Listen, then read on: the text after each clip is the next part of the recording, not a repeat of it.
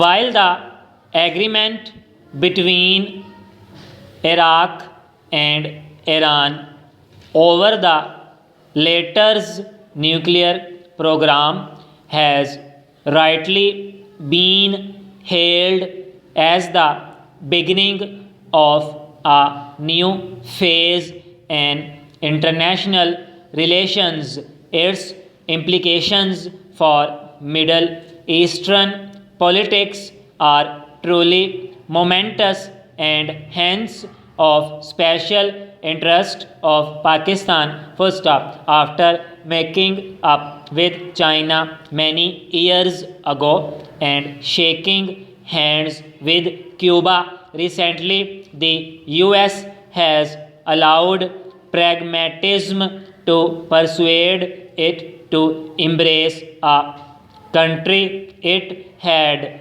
kept on its enemy list for more than 3 decades. First up, at the same time, Iran has recognized its interest in closing the chapter of its high intensify hostility towards Western countries.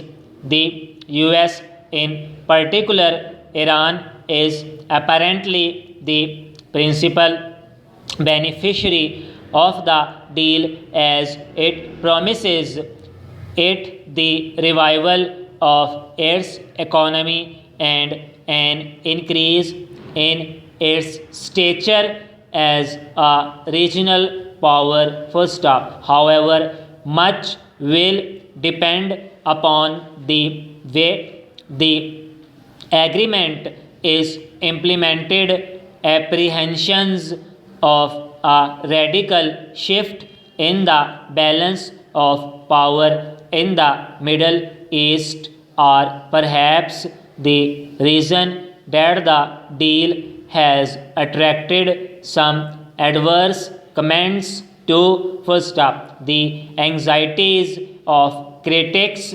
however, can easily be understood. Israel's loud protest means no more than a pro forma reaction and a plea for greater aid from the US. First up, it has no reason to doubt US determination to provide it with effective protection. First up, the US Defense Secretary has already declared that the accord does not preclude military action against Iran. First up, Saudi Arabia has real worries.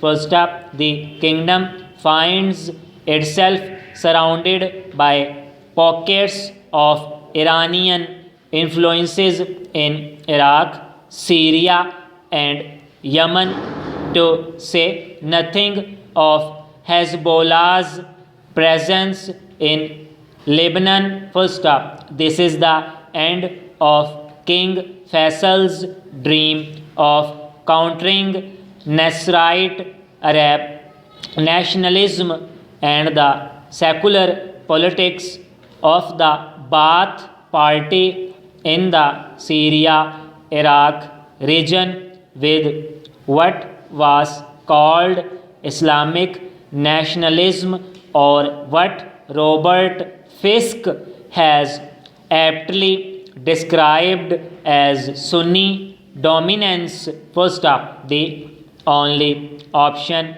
before the kingdom is to grow out of the tribal phase and stop mixing belief with politics. First up, more relevant than external criticism are the voices of dissent in Iran itself. First up, its foremost religious authority, Ayatollah Khamenei, hardly appeared to favor the deal, as it signified in his view